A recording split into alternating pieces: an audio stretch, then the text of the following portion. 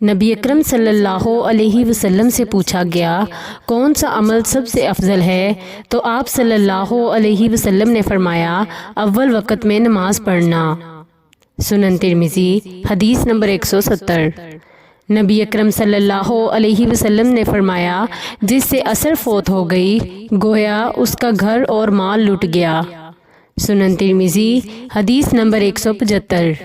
رسول اللہ صلی اللہ علیہ وسلم نے فرمایا نماز اول وقت میں اللہ کی رضامندی کا موجب ہے اور آخری وقت میں اللہ کی معافی کا موجب ہے۔ سنن ترمذی حدیث نمبر 172۔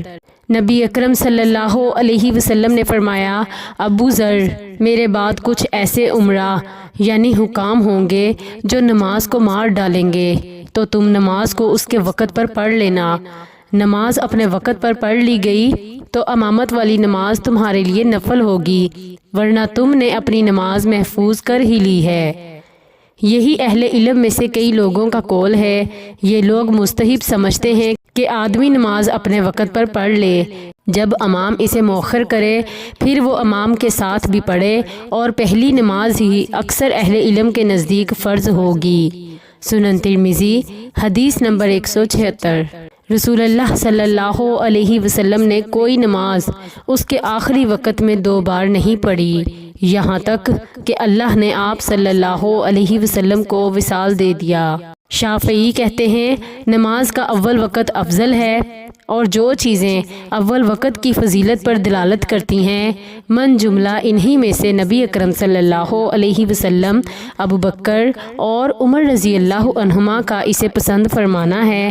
یہ لوگ اسی چیز کو معمول بناتے تھے جو افضل ہو، اور افضل چیز کو نہیں چھوڑتے تھے، اور یہ لوگ نماز کو اول وقت میں پڑھتے تھے۔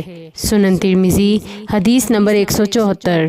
حارث بن حشام رضی اللہ عنہ نے نبی کریم صلی اللہ علیہ وسلم سے پوچھا کہ وحی آپ صلی اللہ علیہ وسلم کے پاس کس طرح آتی ہے؟